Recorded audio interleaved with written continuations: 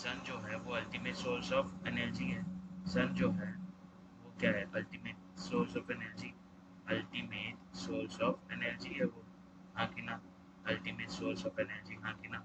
Ultimate energy source है, हाँ कि ना? हाँ कि ना? Yes sir. तो वो अल्टीमेट एनर्जी सोर्स है, ईएस लेती हूँ एनर्जी सोर्स को, ठीक है? ये अल्टीमेट एनर्जी सोर्स है। तो अब जब क्या होता है कि सनलाइट जब उस पे आके गिरती है, एक प्लांट पे, एक प्लांट की लीफ पे आके गिरती है, तो उस एनर्जी को एब्जॉर्ब करता है, तो क्लोरोफिल। और फिर इस एनर्जी तो किस में बदल देता है? केमिकल एनर्जी में। फिर इस एनर्जी तो किस में बदल देता है? केमिकल एनर्जी में। अब केमिकल एनर्जी में बदल रहे तो केमिकल एनर्जी में बदलने का मतलब कि एनर्जी किस फॉर्म में है? तो यहाँ पे मतलब हो जाता है कि केमिकल एनर्जी मतलब जो एनर्जी है वो किस फॉर्म में? केमिकल कंपाउंड्स के फॉर्म में। वो किस फॉर्म में? केमिकल कंपाउंड्स के फॉर्म में। मतलब केमिकल एनर्जी केमिकल कंपाउंड्स में कैद रहती है, तलैप रहती है। और जब उन केमिकल कंपाउंड का मेटाबॉलिज्म किया जाता है तो वो एनर्जी क्या होती है? रिलीज होती है। वो एनर्जी क्या होती है? रिलीज होती है। जब केमिकल कंपाउंड्स का ब्रेक डाउन किया जाता है तो वो एनर्जी क्या होती है? रिलीज होती है। इन केमिकल कंपाउंड के ब्रेक डाउन से वो केमिकल एनर्जी क्या होगी? रिलीज होगी, हाँ कि ना? Yes sir. वो एनर्जी क्या होगी? रिलीज होगी और ये केमिकल कंपाउंड एनर्जी को तलब करते लगते हैं। तो अब ये केमिकल कंपाउंड कहलाते क्या हैं? ये केमिकल कंपाउंड एनर्जी तो तलब करते लगे हैं, तो इनका मेटाबॉलिज्म करेंगे या इनका ब्रेक डाउन करेंगे तो हमें एनर्जी मिलेगी। इसीलिए ये केमिकल कंपाउंड कहलाते हैं फूड। क्या सिर्फ फूड कंज्यूमर लेते हैं, डिकम्पोजर नहीं लेते? क्या प्रोड्यूसर नहीं लेते? नहीं, तीनों ही टाइप के कंज्यूमर लेते हैं, तीनों ही टाइप के बायोटिक फैक्टर लेते हैं।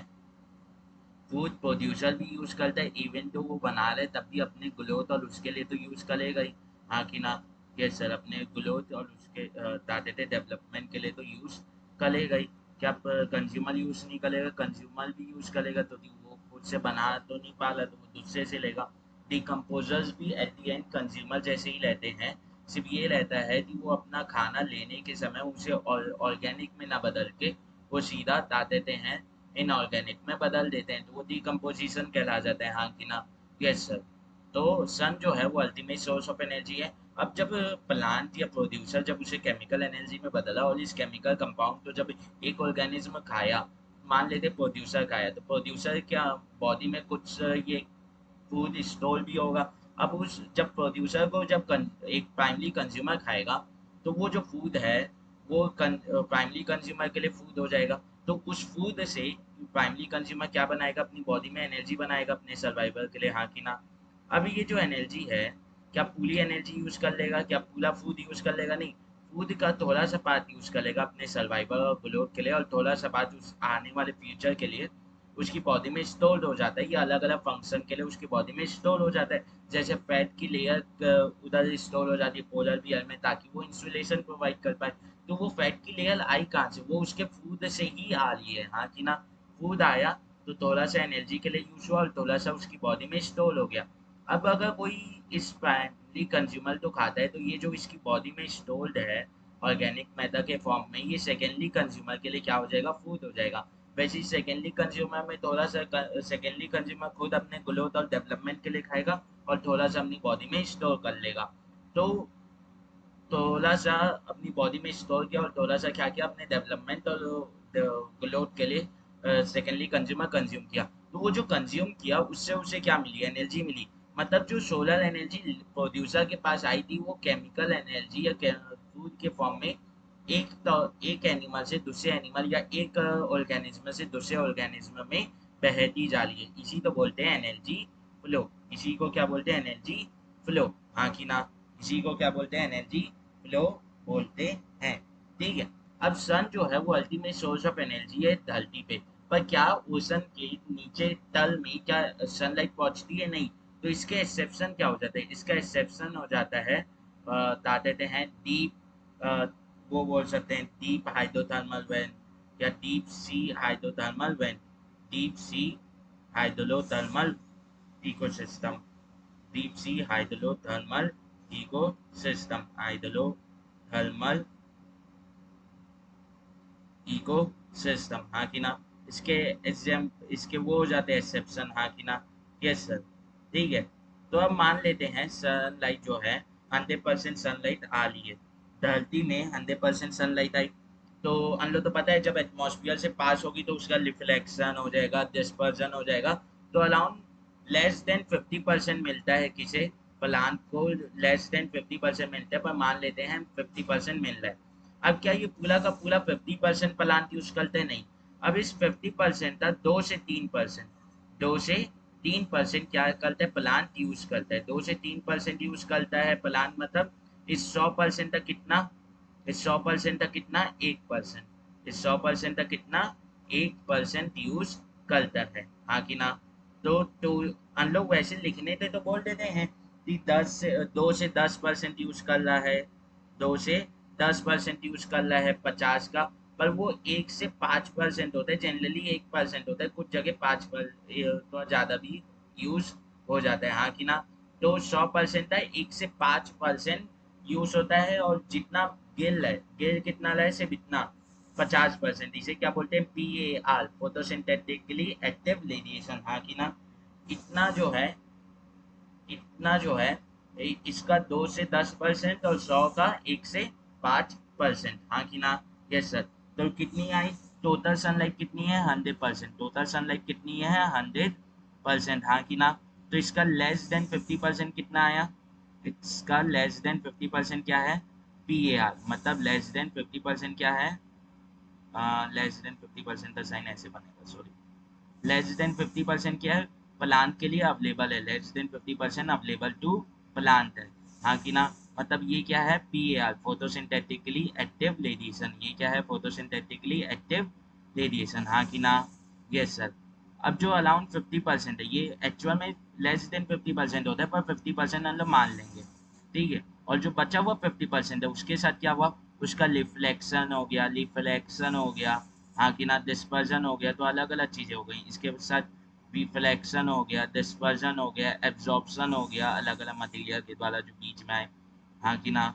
Yes sir. तो इसका रिफ्लेक्शन हो गया, फिर क्या हो गया डिस्पर्जन हो गया, फिर क्या हो गया डिस्पर्जन हो गया, क्या हो गया डिस्पर्जन हो गया, फिर क्या हो गया, फिर हो गया बता देते हैं एब्जॉर्प्शन हो गया, अलग अलग मटेरियल के द्वारा, बोल सकते हो अलग अलग मटेरियल के द्वारा एब्जॉर्प्शन हो गया, हाँ कि ना,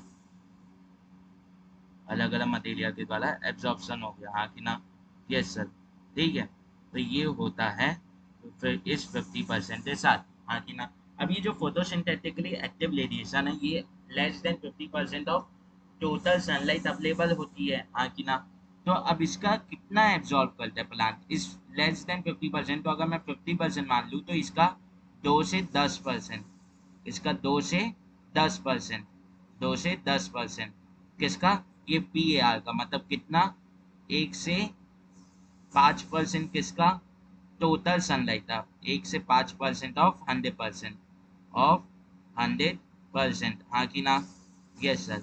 ये कौन एब्जॉर्ब करता है, प्लांट एब्जॉर्ब करता है, और उसके थ्रू या प्रोड्यूसर एब्जॉर्ब करता है, और उसके थ्रू क्या करता है फोटोसिंथेसिस करवाता है। तो ये किसके लिए यूज हो रहा है, for food synthesis, for food synthesis, हाँ कि ना, फॉर फूड सिंथेसिस, हाँ कि ना। Yes sir. फूड की सिंथेसिस के लिए ये यूज होता आया है, हाँ कि ना। Yes sir.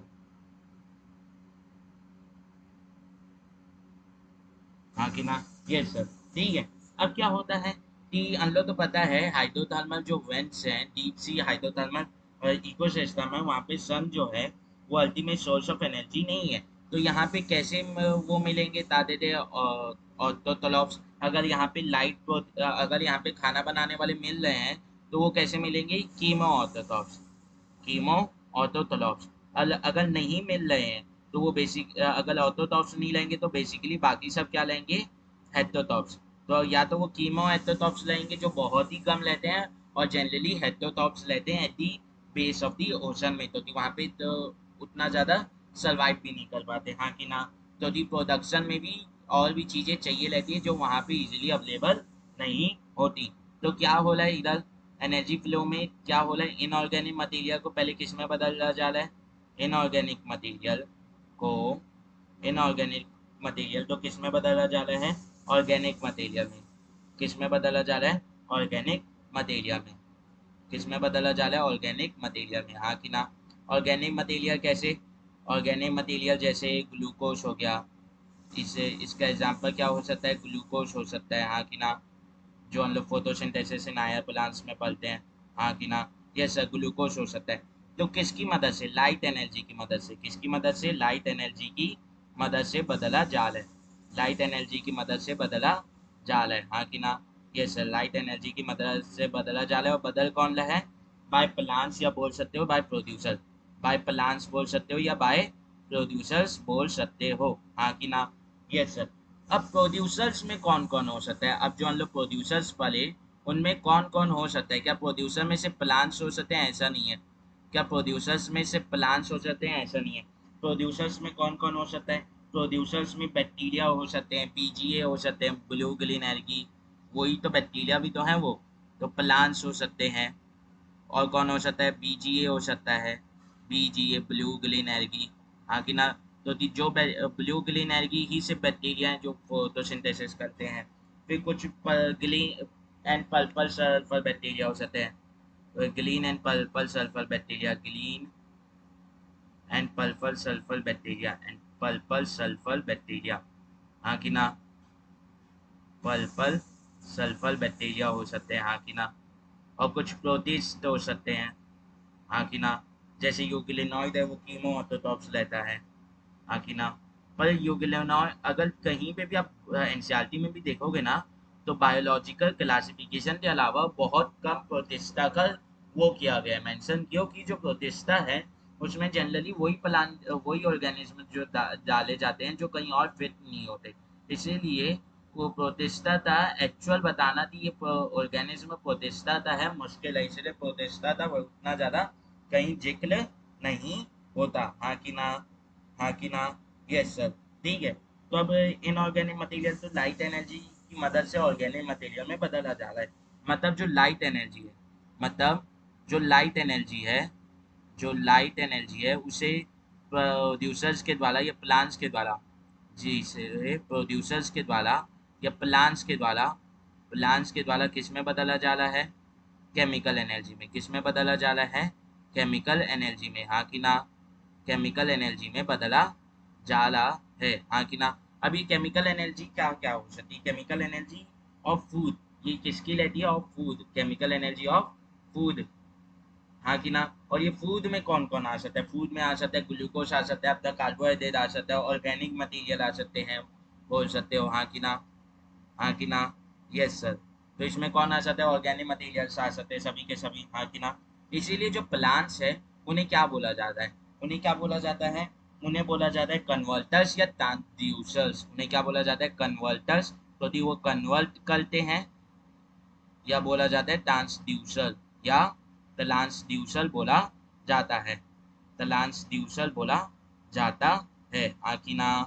Yes sir.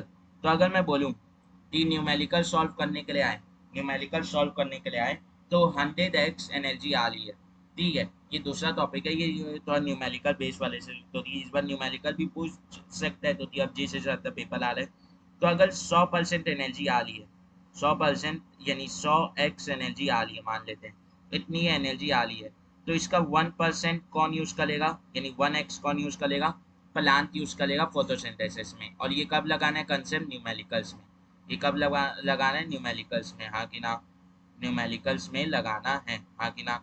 Yes sir, ये न्यूमेरिकल्स में लगाना है। पर इस 100x का दो यानी बता देते हैं 50% ही मिलता है, 50%, तो 50% का 2% कितना होगा, 50% का 2% कितना होगा, x, हाँ कि ना, हाँ कि ना। ये किधर लगाना है कंसेप्ट, ये लगाना है थियोरी में, ये किधर लगाना है, थियोरी वाले क्वेश्चन में, हाँ कि ना। Yes sir. यदि एनसीईआरटी ये डेटा लिखती है और इस डेटा को नहीं लिखती, इसीलिए ये न्यूमेरिकल में लगेगा, और ये किस में लगेगा, ये लगेगा उसमें बता देते हैं थियोरी में, नीचे वाला डेटा थियोरी में और ऊपर वाला डेटा न्यूमेरिकल में लगेगा, ठीक है। अब आता है एनसीईआरटी क्या बोलती है, एनसीईआरटी बोलती है, NCERT says plant only capture 2 to 3% of PAR photosynthetically active radiation, हाँ कि ना। only 10% of the energy is transferred to each topic level from lower topic level, मैंने पहले भी ये बताया था कि प्रोड्यूसर से सिर्फ 10% जाता है प्राइमरी कंज्यूमर को, और प्राइमरी कंज्यूमर से सिर्फ 10% जाता है सेकेंडरी कंज्यूमर को, और सेकेंडरी कंज्यूमर से सिर्फ तीन यानी से 10% जाता है टर्शरी कंज्यूमर को। ठीक है, तो वही बोला है कि only 10% of the energy transfer from each topic level, हाँ कि ना, टू नेक्स्ट टॉपिक लेवल। अब है लॉ ऑफ थर्मोडायनेमिक्स। तो अब हम लोग को लॉ ऑफ थर्मोडायनेमिक्स करना है। तो लॉ ऑफ थर्मोडायनेमिक्स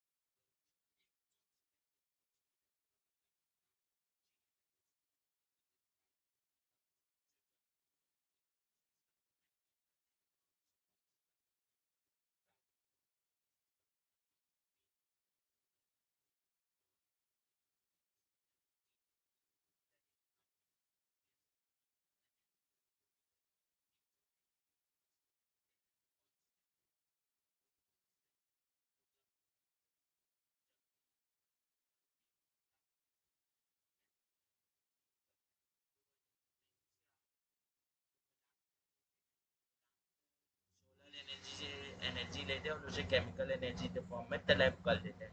तो वो सोलर एनर्जी कंटिन्यूसली आनी चाहिए, तो लिविंग बीन तो कंटिन्यूसली एनर्जी यूज कर रहा रहता है, हाँ कि ना। Yes sir.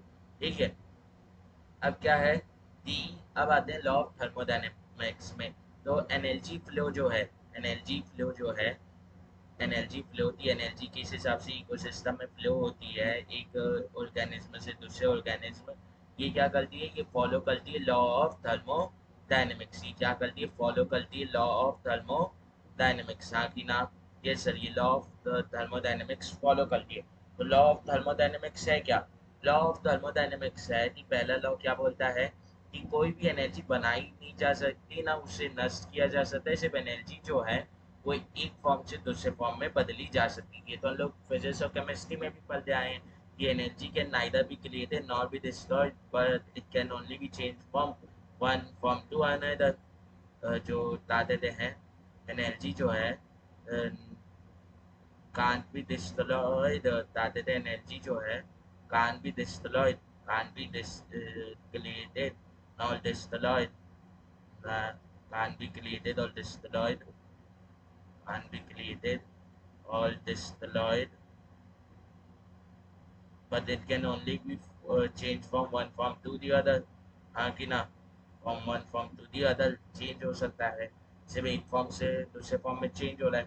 तो ये यहाँ पे कैसे लागू हो रहा है, तो कि जो सोलर एनर्जी है, जो सोलर एनर्जी है, ये लाइट की एनर्जी है, उसे प्लांट किस में बदल रहा है, उसे प्लांट बदल दे रहा है दादे केमिकल एनर्जी में, जो केमिकल कंपाउंड फूड में तलब है, हाँ कि ना। तो इसमें एनर्जी, केमिकल एनर्जी क्या बन रही है, नहीं। क्या सोलर एनर्जी नष्ट हो रही है, बिल्कुल भी नहीं। सोलर एनर्जी बस केमिकल एनर्जी में कन्वर्ट हो जा रही है, बस इतनी सी बात है। ना तो नष्ट हो रही है, ना कुछ हो रही है, ना सोलर एनर्जी नष्ट हो रही है, ना केमिकल एनर्जी बन रही है, हाँ कि ना। इसीलिए जो प्लांट है उसी तो ट्रांसड्यूसर या तादे वो बोला जाता है कन्वर्टर। प्लांट तो इसीलिए तो ट्रांसड्यूसर या कन्वर्टर बोला जाता है, पीछे लिस्ट हो गया, हाँ।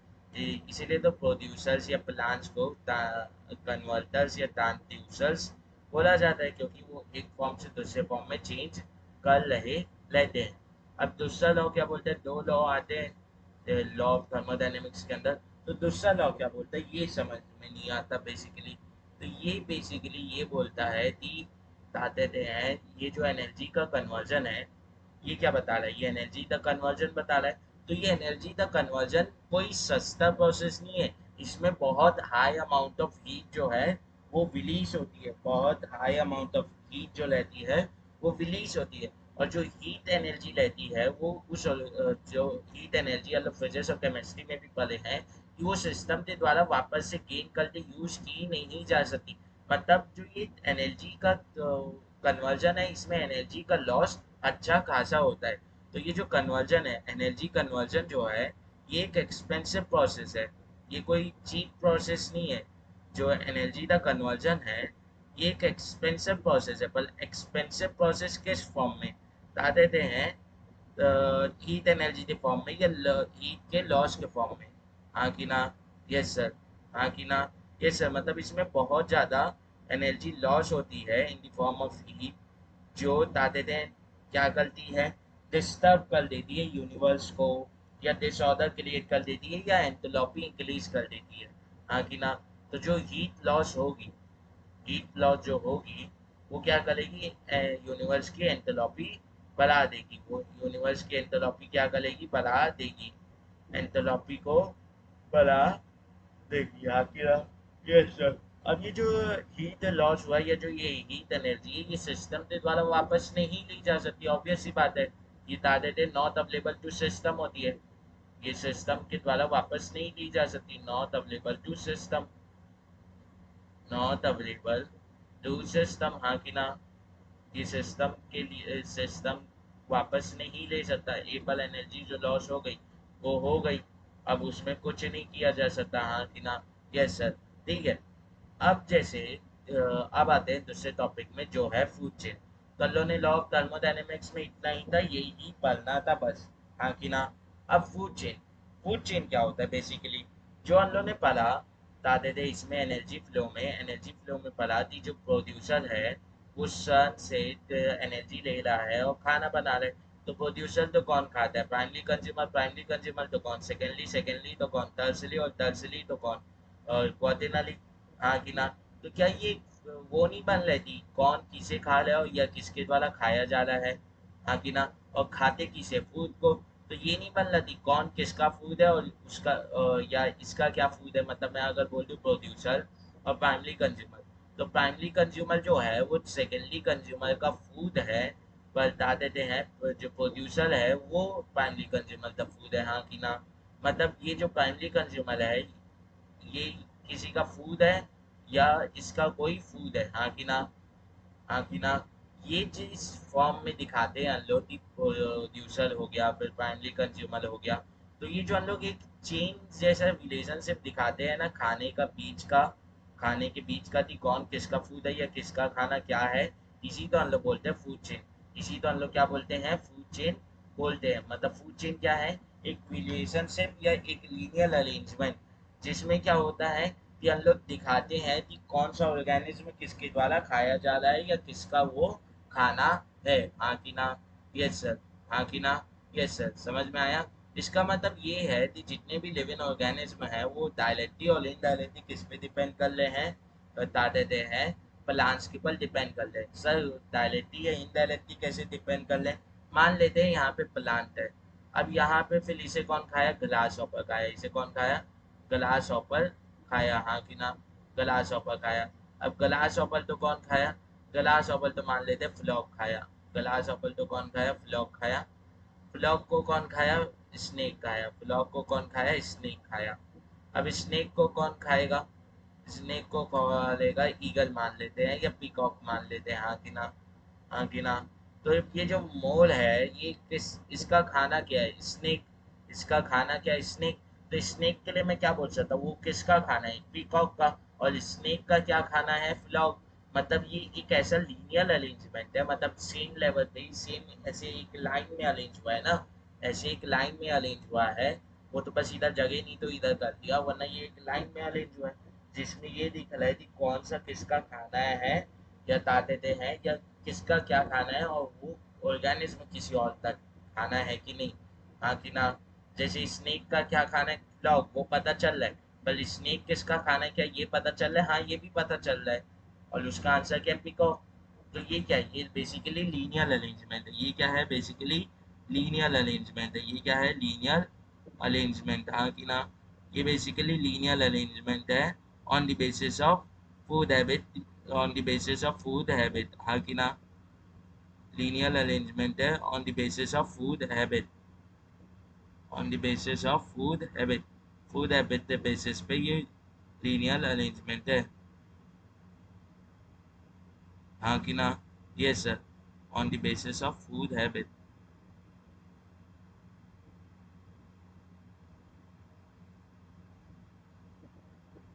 फूड हैबिट के बेसिस पे ये लीनियर अरेंजमेंट हो जाता है। हाँ कि ना?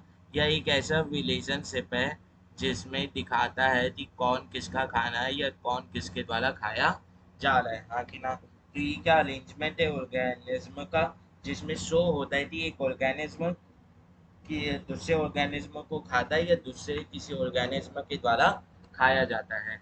ये अरेंजमेंट है जो शो करता है कि an organism Yeats another organism, so that an organism so that an organism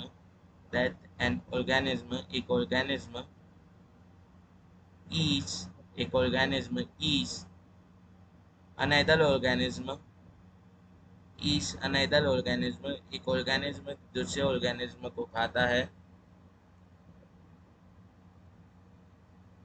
और get eaten by the other या दूसरे organism के द्वारा खा लिया जाता है, हाँ कि ना, हाँ कि ना, यस सर, हाँ कि ना, यस सर, ठीक है। और get eaten by the other, ये बोल सकता हूँ, हाँ कि ना। तो ये दोनों डेफिनेशन आ सकती है, क्या कोई और डेफिनेशन बन सकती है? हाँ, ये क्या शो कर रहा है, मैं पहले भी बोला था कि ये प्रोड्यूसर जो है उसे कौन खा रहा है, प्राइमरी कंज्यूमर तो कौन खा रहा है, सेकेंडरी कंज्यूमर, और सेकेंडरी तो कौन खा रहा है, टर्सरी कंज्यूमर। तो क्या टर्सरी तो सेकेंडरी खा लेगा? बिल्कुल भी नहीं। क्या सेकेंडरी तो प्राइमरी खा लेगा? बिल्कुल भी नहीं। क्या प्राइमरी तो प्लांट खा लेगा? बिल्कुल भी नहीं। मतलब जो एनर्जी फ्लो है वो यूनिडायरेक्शनल हो रहा है। तो फूड चेन क्या बता रहा है कि इकोसिस्टम में डायरेक्शन ऑफ एनर्जी फ्लो, और किस किस ऑर्गेनिज्म में किससे एनर्जी आ रही है या किस ऑर्गेनिज्म से किसमें ऑर्गेनिज्म किस ऑर्गेनिज्म से किसमें एनर्जी जा रही है, हाँ कि ना। तो जो किसी और तो खाएगा उसमें उससे एनर्जी आएगी, और खा लिया जाएगा दूसरे के द्वारा तो उसमें इससे एनर्जी जाएगी। तो ये क्या करता है, शो करता है यूनिडायरेक्शनल फ्लो या direction of unidirectional flow of energy, हाँ कि ना।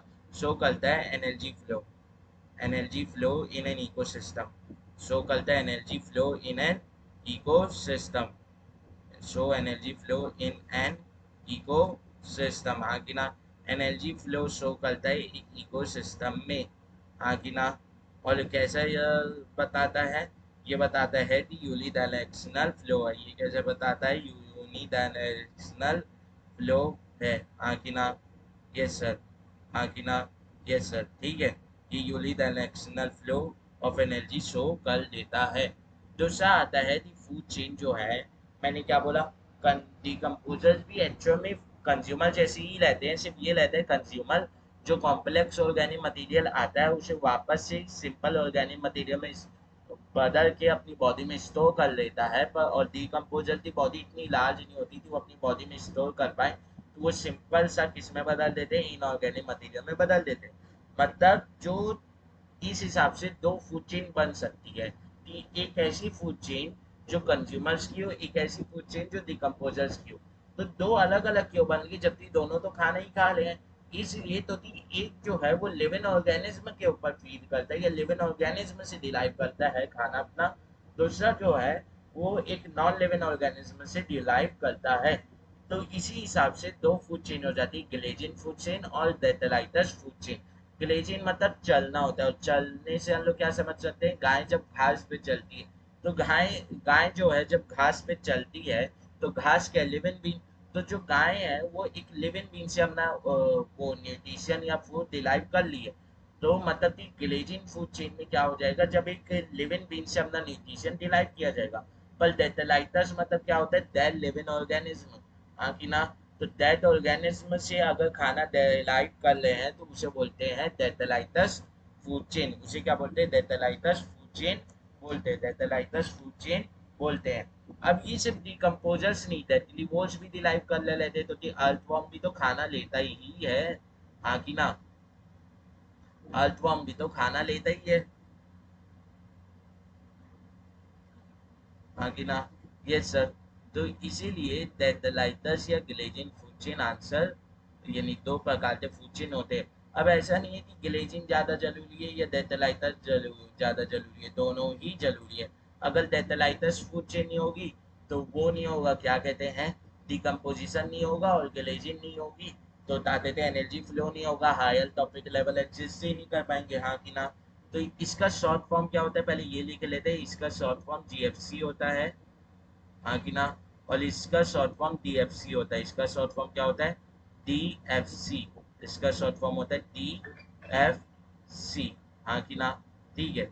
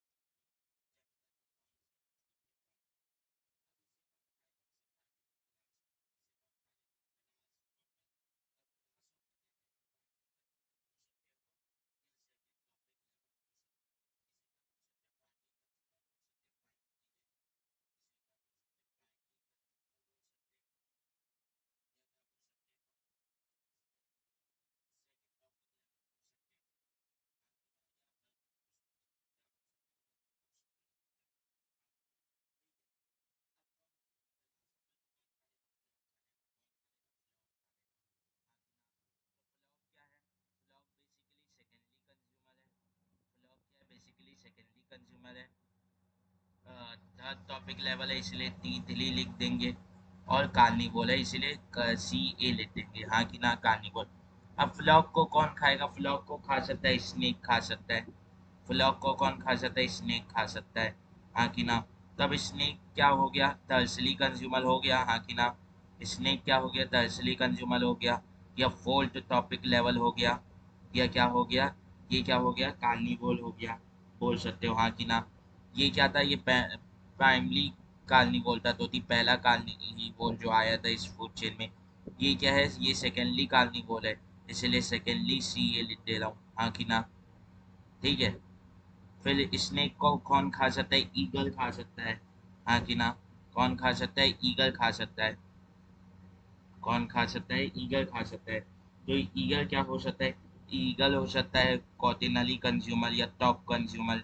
तो टी ईगल का नेचुरल पी देता वैसे एचएस निकलता। या टी फाइव बोल सकते हो, फिफ्थ टॉपिक लेवल। या क्या बोल सकते हो, टर्सली कार्निवोल इसे बोल सकते हो, इसे टर्सली कार्निवोल बोल सकते हो, हाँ कि ना। Yes sir. मतलब जो फूड चेन है उसमें हर्बीवोर एक ही रहेगा, ऐसा नहीं रहेगा कि तीन चार हर्बीवोर हैं तो primary secondary tertiary quaternary herbivores में बतेंगी। पर कार्निवोर मल्टीपल हो सकते हैं।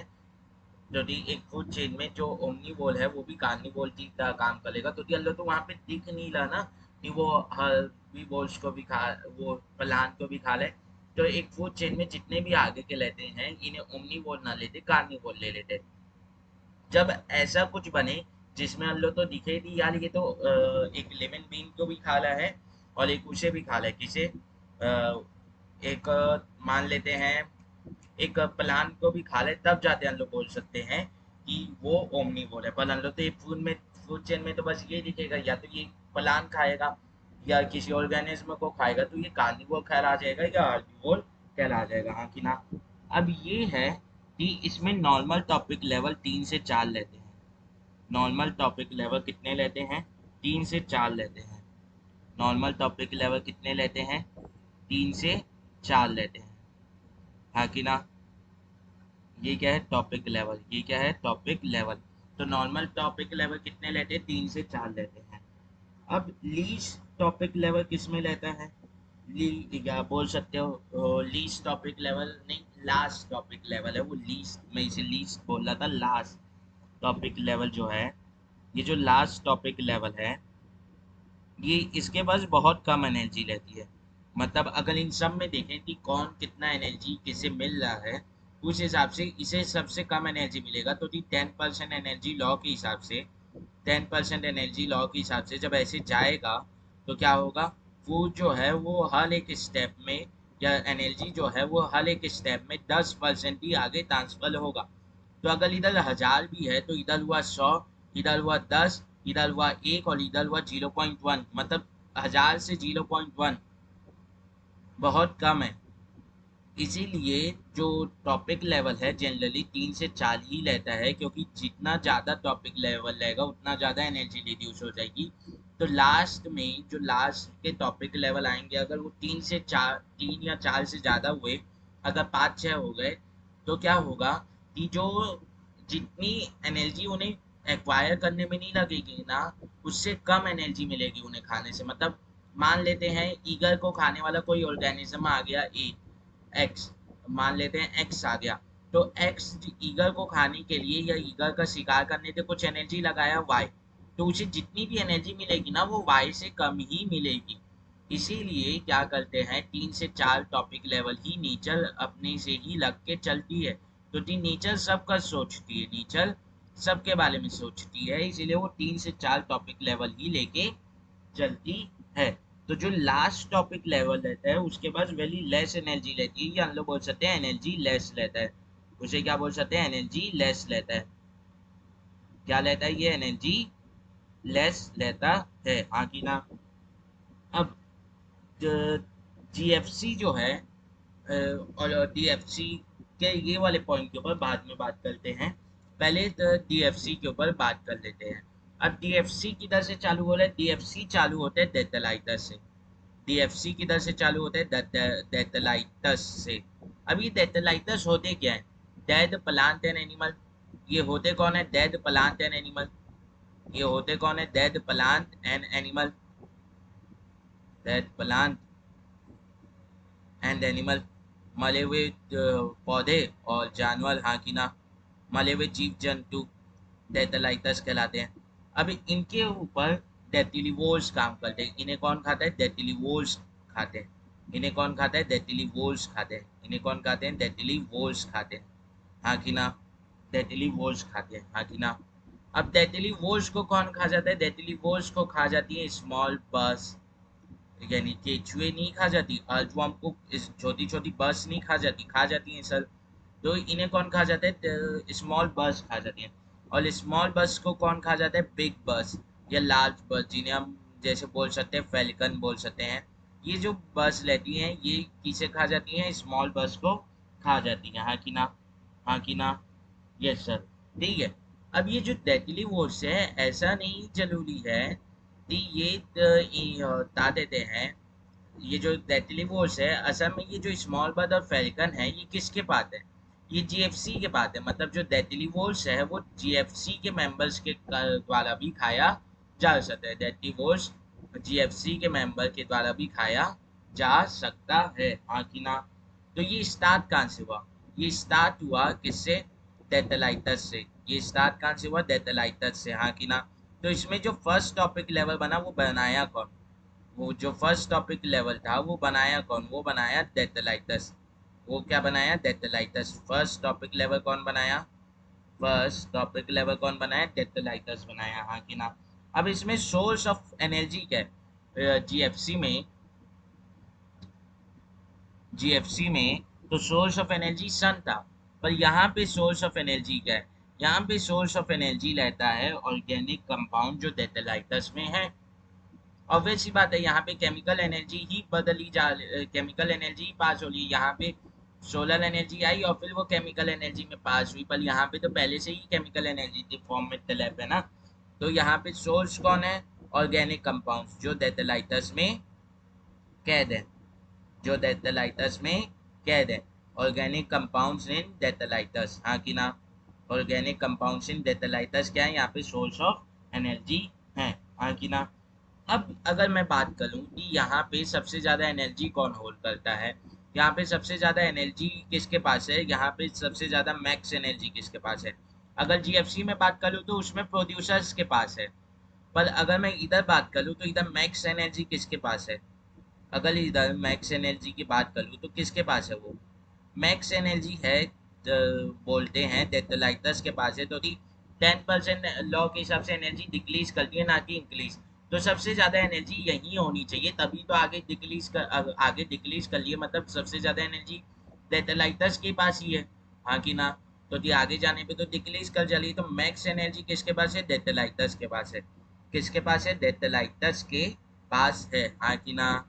यस सर, हाँ कि ना। यस सर, डेथलाइटस के पास है, हाँ कि ना। अब जो है, अब इस पॉइंट के ऊपर बात करते हैं, अब इस पॉइंट के ऊपर बात करते हैं।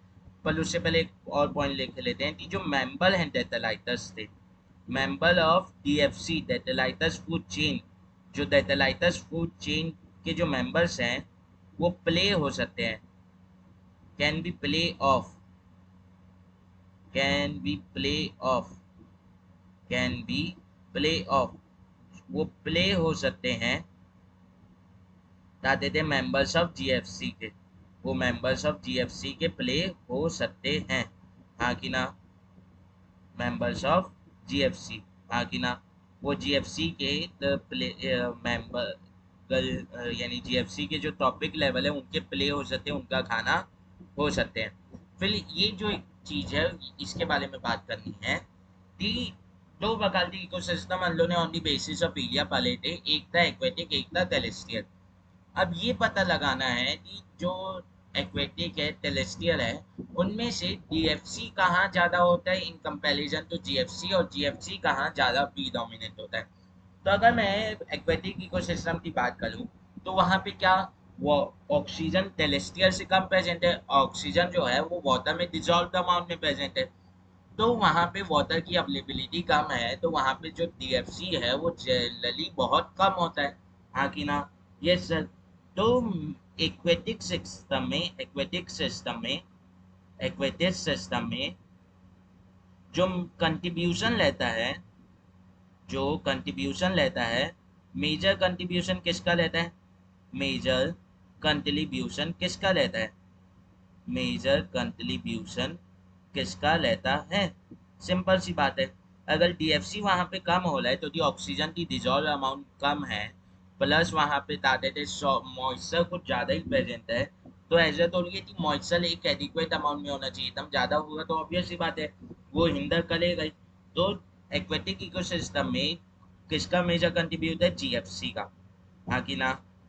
पर अगर मैं टेरेस्ट्रियल इकोसिस्टम की बात करूँ, अगर मैं टेरेस्ट्रियल इकोसिस्टम की बात करूँ तो टेरेस्ट्रियल इकोसिस्टम में किसका मेजर कंट्रीब्यूट है, ऑब्वियस सी बात है टेरेस्ट्रियल इकोसिस्टम में मेजर कंट्रीब्यूट किसका है, डीएफसी का, किसका, डीएफसी का, हाँ कि ना।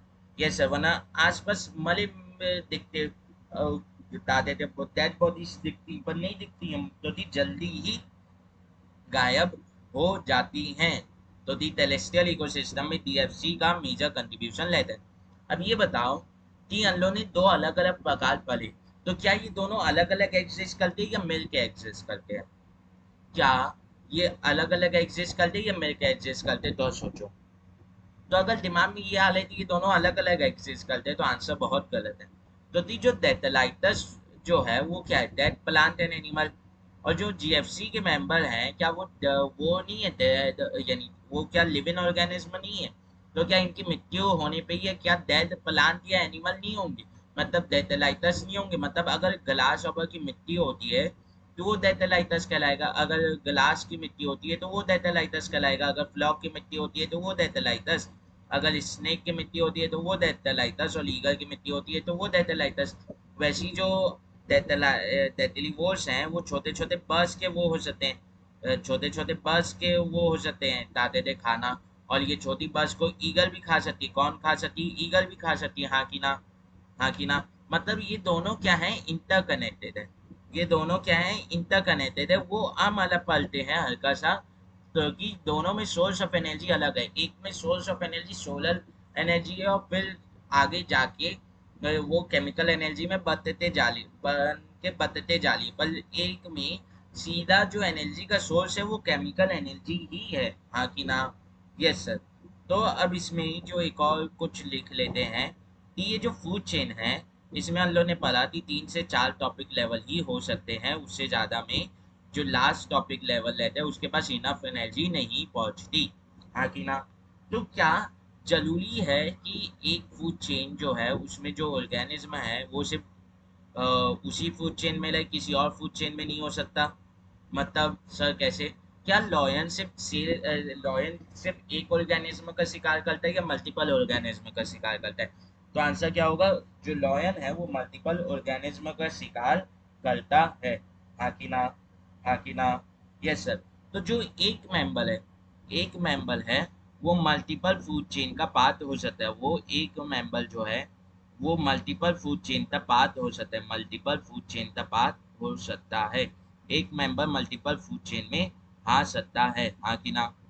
अब अगर वो मल्टीपल फूड चेन में आ सकता है तो जरूरी है कि वो इस फूड चेन में अगर फर्स्ट टॉपिक लेवल में है तो दूसरे फूड चेन में भी फर्स्ट टॉपिक लेवल में रहेगा। मतलब सर कैसे? जो बर्ड्स हैं क्या वो तो मल्टीपल फूड चेन में आ सकती हैं? हाँ sir, birds multiple food chain में भी आ सकती है, क्योंकि बर्ड जो हैं वो सीड्स भी खा लेती हैं और इंसेक्ट्स को भी खा लेती है। तो जब वो सीड्स तो खाती है, सीड्स को खाती है मतलब बीजों को खाती है, तो वो हर्बीवोर कहलाती है। पर जब वो इंसेक्ट्स को खाती है तो वो क्या कहलाती है, कार्निवोर कहलाती है। तो क्या हर्बीवोर और कार्निवोर का टॉपिक लेवल सेम होता है? नहीं। हर्बीवोर हमेशा सेकेंड टॉपिक लेवल को ऑक्यूपाई करते हैं, और जो कार्निवोर है वो टर्सरी और यानी third topic level, fourth topic level, fifth topic level. तो टॉपिक लेवल क्या अलग अलग हो गए, हाँ कि ना? Yes sir. इसका मतलब ये हो जाता है कि एक ऑर्गेनिज्म मल्टीपल टॉपिक लेवल को ऑक्यूपाई कर सकता है। एक ऑर्गेनिज्म जो है वो मल्टीपल टॉपिक लेवल को ऑक्यूपाई कर सकता है। एक ऑर्गेनिज्म मल्टीपल क्या मल्टीपल टॉपिक लेवल को ऑक्यूपाई कर सकता है, मल्टीपल टॉपिक लेवल को ऑक्यूपाई कर सकता है, हाँ कि ना? Yes sir. एक ऑर्गेनिज्म मल्टीपल टॉपिक लेवल को ऑक्यूपाई कर सकता है। तो सर क्या सिर्फ बर्ड्स में ये एग्जांपल है? नहीं, ह्यूमंस में एग्जांपल ले लो। जैसे ह्यूमंस में जो वीगन लेते हैं या जो वेजिटेरियन लेते हैं, जैसे मैं, हम लोग प्लांट के ऊपर फीड करते हैं, प्लांट बेस्ड प्रोडक्ट के ऊपर फीड करते हैं। पर जो वो लेते हैं मांसाहारी, वो क्या एनिमल्स को खाते हैं, हाँ कि ना? एनिमल्स के ऊपर क्रूएलिटी दिखाते हैं। तो क्या वो अलग अलग टॉपिक लेवल के नहीं हो गए? हम शाकाहारी, वो मांसाहारी, हाँ कि ना? हाँ कि ना? समझ में आया? तो ऐसे मल्टीपल टॉपिक लेवल बन जाते हैं, हाँ कि ना? अब क्या मान लूँ अगर मैं फूड चेन को एक धागा मान लूँ, अगर मैं फूड चेन को एक धागा मान लूँ, अगर मैं फूड चेन को एक धागा मान लूँ, तो फूड चेन तो अगर मैं एक धागा मान लूँ, ये पालेंगे, पर अगर मैं फूड चेन तो एक धागा मान लूँ, तो ऐसे जो मल्टीपल फूड चेन है, तो एक ऑर्गेनिज्म इसमें भी मान लेते हैं ये फूड चेन नंबर 1 है और ये फूड चेन नंबर 2 है। तो एक ऑर्गेनिज्म दोनों में आ रहा है, तो वो क्या दोनों के बीच का लिंक बन गया, हाँ। तो ऐसे बना दिया। फिर ये इसमें जो दूसरा ऑर्गेनिज्म आ रहा था वो फूड चेन नंबर 3 में भी आ रहा था, तो ऐसे लिंक बन गया। जो 2 है वो आगे जाते 3 से मिल गई, हाँ कि ना? तो थी दोनों में एक ऑर्गेनिज्म कॉमन आ रहा था। फिर एक चौथी आई वो ऐसे मिल गई, सब के सब मिल गई, 1 के साथ भी मिली, 2 के साथ भी मिली, 3 के साथ भी मिली। फिर ऐसी 4 भी आई, 5 भी आई, 6 भी आई। तो एक organism multiple topic level occupy करता है। इसकी वजह से क्या होता है, बहुत सी फूड चेन आपस में क्या हो जाती है, इंटरलिंक्ड हो जाती है। बहुत सी फूड चेन आपस में इंटरलिंक्ड हो जाती है, और जब धागे इंटरलिंक्ड हो जाते हैं या एक दूसरे से जुड़ जाते हैं तो वो बनाते हैं जाल। वो क्या बनाते हैं, जाल। कभी आपने मछली पकड़ने वाला जाल देखा होगा, तो उसमें क्या आपस में रस्सियां लपेटाई रहती हैं, पकड़ी हुई रहती है, जोड़ बनाई रहती है। तो वैसे ही जब ये फूड चेन आपस में लिंक हो जाएंगे तो ये वेब बनाएंगे, क्या बनाएंगे, जाल बनाएंगे, जिसे हम लोग बोलते हैं फूड वेब, जिसे हम लोग बोलते हैं फूड वेब। हाँ कि ना। अब ये फूड वेब बना क्यों, सिंपल सी बात है। फूड वेब बना क्यों, क्योंकि चेन इंटरलिंक हुई, फूड चेन अलग अलग फूड चेन इंटरलिंक हुई। अब अलग अलग फूड चेन इंटरलिंक क्यों हुई, क्योंकि एक ऑर्गेनिज्म सिर्फ एक फूड चेन में नहीं आता। एक ऑर्गेनिज्म का सिर्फ एक प्ले नहीं है, एक ऑर्गेनिज्म का सिर्फ एक प्रीडेटर नहीं है। हाँ कि ना, हाँ कि ना। एक ऑर्गेनिज्म मल्टीपल ऑर्गेनिज्म को खा सकता है, या मल्टीपल ऑर्गेनिज्म का खाना हो सकता है। इसी वजह से अलग अलग फूड चेन में सेम ऑर्गेनिज्म प्रेजेंट हो सकते हैं। इसके कारण क्या होता है, वो फूड चेन आपस में इंटरलिंक्ड हो जाती है, वो फूड चेन आपस में इंटरलिंक्ड हो जाती हैं और बना देती हैं फूड वेब, और बना देती हैं फूड वेब। ठीक है, तो अब जो हम लोग तो टॉपिक पढ़ना है वो है फूड वेब, वो हम लोग तो पढ़ना है फूड वेब। हाँ कि ना। Yes sir. ठीक है, तो चालू करते हैं। पहले एनसीईआरटी क्या बोलती है वो पढ़ लेते हैं। एनसीईआरटी क्या बोलती है वो पढ़ लेगा जाते हैं। तो जी एनसीईआरटी की लाइन आप बहुत ज़्यादा इंपॉर्टेंट है। तो NCERT says in an aquatic ecosystem GFC, एक एक्वेटिक इकोसिस्टम में GFC is the major conduit of energy flow. Major conduit of energy flow मतलब मेजर कालन है एनर्जी फ्लो का। मेजर कालन है एनर्जी फ्लो का। क्या है, मेजर कालन है एनर्जी फ्लो का। हाँ कि ना। जो एक एक्वेटिक इकोसिस्टम में जो जीएफसी है उसमें कंडक्ट कौन कर रहा है, मेजर एनर्जी कंडक्ट करने वाला, कंडक्ट तो बोल सकते हो, कंडक्ट करने वाला, कंडक्ट करने वाला। हाँ कि ना। जो कंडक्ट कर रहा है, तुम एनर्जी कौन कंडक्ट कर रहा है, जिसका मेजर वो होगा कंट्रीब्यूशन। और मेजर कंट्रीब्यूशन एक्वेटिक इकोसिस्टम में किसका रहता है, मैंने अभी बताया जीएफसी का रहता है। इसीलिए जो जीएफसी है वो मेजर कंडक्ट बन जाता है of energy flow aquatic ecosystem में। अब दूसरे पॉइंट पे आते हैं। ये पहला हुआ, पहला एनसीईआरटी से हुआ आज का, यानी उसका बता देते हैं फूड वेब, फूड चेन के अंदर का। दूसरा एनसीईआरटी से क्या बोलता है, ये बहुत जरूरी है। ये लाइन जो है, जो लाइन भूल जाती हैं, जिनसे क्वेश्चन आ जाती है, उन्हें मैं एनसीईआरटी सीरीज के फॉर्म में लाता हूँ, क्योंकि बाकी सब लाइन तो याद रह जाती है। जो लाइन भूल जाते हैं लोग उन लाइन को लाते हैं, तो ये बहुत ज़्यादा इंपॉर्टेंट है। ठीक है, दूसरी लाइन क्या है, दूसरा एनसीईआरटी सीरीज क्या है कि इन अ टेलेस्टियल सिस्टम, एक टेलेस्टियल सिस्टम में a much larger fraction, a much larger fraction मतलब भाग of energy flow through DFC than बता देते हैं GFC। मतलब एक बहुत अच्छा खासा पाथ, एक बहुत ज़्यादा अच्छा भाग एनर्जी का फ्लो होता है DFC से इन कंपैरिजन टू जीएफसी। मतलब जो डीएफसी है वो मेजर कंट्रीब्यूटर है टेलेस्टियल इको सिस्टम में। हाँ कि ना। Yes sir. हाँ कि ना। Yes sir. तो यहाँ पे कंट्रीब्यूशन ऑफ डीएफसी ज़्यादा है जीएफसी से, यहाँ पे कंट्रीब्यूशन ऑफ डीएफसी ज़्यादा है जीएफसी से। हाँ कि ना। Yes sir. ठीक है, तो अब आते हैं फूड वेब पे। तो फूड वेब एग्जिस्ट क्यों कर रहा है मैंने बताया अभी। तो एक ऑर्गेनिज्म मल्टीपल फूड चेन में एग्जिस्ट करते हैं, और उसके कारण जो फूड चेन है वो इंटरलिंक्ड हो जाते हैं, वो इंटरलिंक्ड हो जाते हैं। तो many food chain are interlinked to form food web. हाँ कि ना। ये डेफिनेशन लिखी जा सकती है, और ये बहुत पहले से पढ़ते हुए आ रहे हैं कि मैनी फूड चेन, बहुत सी फूड चेन क्या होती है, इंटरलिंक्ड होती है। Many food chain are interlinked, many food chain are interlinked, बहुत सी फूड चेन इंटरलिंक्ड होती हैं। Many food chain are interlinked, और इंटरलिंक्ड होने से वो क्या बनाती हैं, वो बनाती हैं, बता देते हैं फूड वेब। वो क्या बनाती हैं, फूड वेब। अब ये क्यों होता है, to form, to form food web, to form food web, हाँ कि ना, टू फॉर्म फूड वेब, हाँ कि ना। ठीक है, अब फूड वेब होने के कारण क्या होता है, क्या अगर ये जो माउस है इसे खाने वाला कौन है, स्नेक है और हॉक है, और कौन है, आउल है। अब यहाँ पे तो लोग बोलोगे सर आउल वाला तो एक ही फूड चेन दिखा है, ऐसा नहीं है, ऑल भी लेते हैं, पर मैं ये एक एग्जांपल के लिए बनाया हूँ, हाँ कि ना। यस सर, ठीक है, ठीक है सर, मान लेते हैं अभी आपने एग्जांपल के लिए बनाए हैं। तब क्या होगा, अब क्या होगा बेसिकली देखना, क्या होगा कि जब मान लेते हैं, हाँ, जब फ्लॉक की कमी होगी, फ्लॉक की कमी होगी तो अगर बस ये एक फूड चेन लेता तो क्या स्नेक पे, स्नेक की पॉपुलेशन के लिए खाना कम पड़ता, हाँ कम पड़ता, तो स्नेक की पॉपुलेशन भी डिक्रीज कर जाती। पर जब फ्लॉक की कमी होगी तो स्नेक बर्ड को खा सकता है, कुछ बर्ड्स होती हैं जिन्हें स्नेक खा जाता है, या माउस को खा सकता है, हाँ कि ना, खा सकता है। तो क्या स्नेक की पॉपुलेशन उतनी अफेक्ट होगी, बिल्कुल भी नहीं।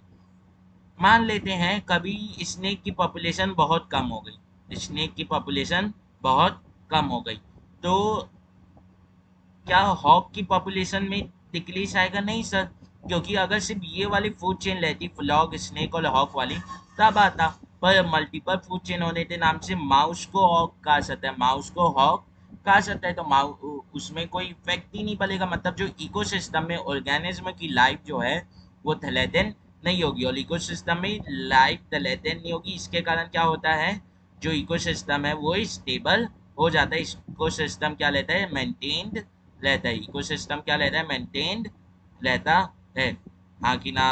यस सर, हाँ कि ना। यस सर, ठीक है।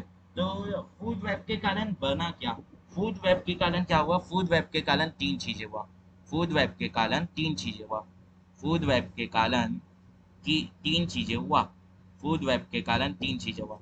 क्या हुआ, फूड ऑप्शंस क्या हुए, इंक्रीज कर गए, फूड ऑप्शंस क्या हुए, इंक्रीज कर गए, हाँ कि ना। फूड की चॉइस भी क्या हुई, इंक्रीज कर गई, और स्टेबिलिटी भी क्या हुई, इंक्रीज कर गई, हाँ कि ना। तो कौन कौन इंक्रीज किया, फूड ऑप्शन, कौन कौन इंक्रीज किया, फूड ऑप्शन, क्या अनलो के पास मल्टीपल फूड ऑप्शन आ गए सर, मल्टीपल फूड ऑप्शन आ गए, तो फूड ऑप्शन क्या हुए, इंक्रीज हुए। क्या फूड की चॉइस भी इंक्रीज हुई, हाँ, तो अब हॉक से पहले स्नेक खा पाता था, वो माउस भी खा सकता है, लेबिट भी खा सकता है, तो क्या फूड के चॉइस भी इंक्रीज हुई, हाँ कि ना। यस सर, तो अगर उसे स्नेक पसंद नहीं आया तो मान लेते लेबिट और स्नेक वाला पहले था, तो या तो वो स्नेक में से चुन सकता था या लेबिट में से, अब वो माउस भी चुन सकता है, तो क्या फूड की चॉइस इंक्रीज हुई, हाँ इंक्रीज हुई। क्या अगर माउस की पॉपुलेशन में डिक्लाइन आएगा तो हॉक लेबिट और स्नेक पे जिंदा रह जाएगा, हाँ सर रह जाएगा, मतलब जो स्टेबिलिटी है वो भी इंक्रीज हुई इकोसिस्टम की, हाँ कि ना, स्टेबिलिटी इकोसिस्टम की इंक्रीज हुई, हाँ कि ना। यस सर, स्टेबिलिटी इंक्रीज हुई इकोसिस्टम की, हाँ कि ना। यस सर, अब इससे क्या हुआ, स्टेबिलिटी क्यों इंक्रीज हुई, क्योंकि कोई भी डिपेंडेंट नहीं है सिर्फ एक ही ऑर्गेनिज्म के ऊपर, कोई भी डिपेंडेंट नहीं है सिर्फ एक ही ऑर्गेनिज्म के ऊपर, no dependence on a single organism, एक सिंगल ऑर्गेनिज्म के ऊपर कोई डिपेंडेंसी नहीं है, on a single organism, on particular organism, on particular organism, एक पर्टिकुलर ऑर्गेनिज्म के ऊपर ही किसी और ऑर्गेनिज्म की डिपेंडेंसी नहीं है, अलग अलग ऑर्गेनिज्म के वो खा सकता है, हाँ कि ना। तो अब बताओ फूड चेन जितना ज्यादा वो होगा कॉम्प्लेक्स तो स्टेबिलिटी बढ़ेगी, क्योंकि उतने ज्यादा फूड चॉइस आएंगे उतने ज्यादा फूड के ऑप्शंस बनेंगे, और उतनी ज्यादा एक पर्टिकुलर ऑर्गेनिज्म के ऊपर डिपेंडेंसी कम होगी, ठीक है। तो फूड वेब में बस इतना ही पढ़ना था कि ये इंटरलिंक्ड होती है फूड चेन, जब मल्टीपल फूड चेन इंटरलिंक्ड हो जाती हैं तो वो बनाती है फूड वेब। अब इंटरलिंक क्यों होती है ये कोई कारण पूछेगा नहीं, पर मैंने बता दिया, हाँ कि ना। और फूड वेब के कारण क्या होता है, फूड ऑप्शंस बढ़ जाते हैं, फूड चॉइसेस बढ़ जाती है, और स्टेबिलिटी बढ़ जाती है। अब स्टेबिलिटी क्यों बढ़ जाती है, तो एक सिंगल ऑर्गेनिज्म के ऊपर डिपेंडेंसी कम हो जाती है, हाँ कि ना। यस सर, ठीक है। अब क्या आता है, NCERT says each topic level has a certain mass of living matter material at a particular time called standing clock। मतलब सर ये क्या हुआ, स्टैंडिंग क्लॉक की एक पर्टिकुलर टाइम पे उस पर्टिकुलर टॉपिक लेवल में जितने ऑर्गेनिज्म प्रेजेंट है उनका जो मास है वो कहलाता है स्टैंडिंग क्लॉक। मतलब मान लेते हैं ग्लास को कौन खाया, ग्लास को खाया ग्लास हॉपर, ग्लास को कौन खाया, ग्लास हॉपर, GH लिख दे रहा हूँ उसे, ग्लास हॉपर तो खाया फ्लॉग, और फ्लॉग को खाया स्नेक। तो एक समय में उस जगह में स्नेक की जितनी स्नेक की उस पॉपुलेशन में जितने ऑर्गेनिज्म हैं उनका मास उस जगह की स्टैंडिंग क्लॉक हो जाती है। क्लॉक क्या होती है, वहां पे फसल, तो वहां पे स्नेक की कितनी फसल है वो कैसे पता चलेगी, स्नेक के कितने इंडिविजुअल्स हैं और उनका मास से पता चल जाएगा, कितने इंडिविजुअल्स हैं और उनके मास से पता चल जाएगा कि वहां पे उनकी कितनी फसल है। अगर उस समय पे फ्लॉग की कितनी फसल है कैसे पता चलेगा, वहां के फ्लॉग की उस पॉपुलेशन की नंबर ऑफ इंडिविजुअल्स या उन नंबर ऑफ इंडिविजुअल्स का टोटल मास कितना है उससे। ग्लास हॉपर का भी वैसे ही पता चल जाएगा और ग्लास का भी वैसे ही पता चल जाएगा, हाँ कि ना। मतलब एक टॉपिक लेवल पे उस ऑर्गेनिज्म की कितने नंबर ऑफ इंडिविजुअल्स वहां लेते हैं उनका जो टोटल मास है वो कहलाता है उस जगह का standing crop with respect to that organism, हाँ कि ना। मैं जब पूछूंगा एक जगह का स्टैंडिंग क्लॉक तो मुझे बताना पड़ेगा मैं किस ऑर्गेनिज्म के लिए पूछ रहा हूँ वहां की फूड चेन की में, ठीक है।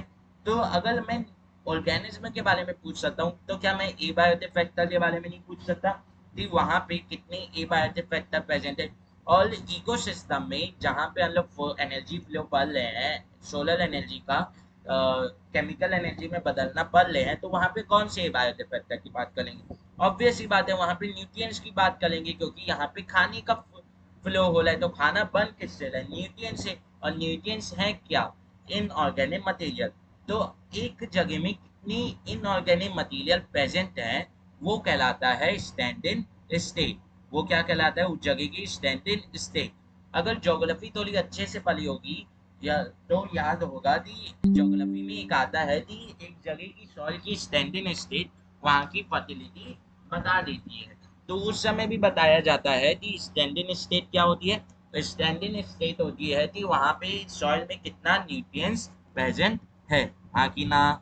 Yes sir. तो एनसीईआरटी क्या बोलती है, NCERT says the amount of nutrients present in soil at a given time is also called यानी at a given time is called standing state। इस समय पे उस सॉइल में कितने ऑर्गेनिज्म प्रेजेंट है वो कहलाते हैं यानी कितने ऑर्गेनिज्म में कितना न्यूट्रिएंट्स प्रेजेंट है वो उस जगह की स्टैंडिंग स्टेट कहलाती है, ठीक है। तो कल करेंगे इकोलॉजिकल पिरामिड, आज के लिए इतना ही, कल जो है वो खत्म हो जाएगा, ठीक है। हर हर महादेव, जय श्री कृष्ण।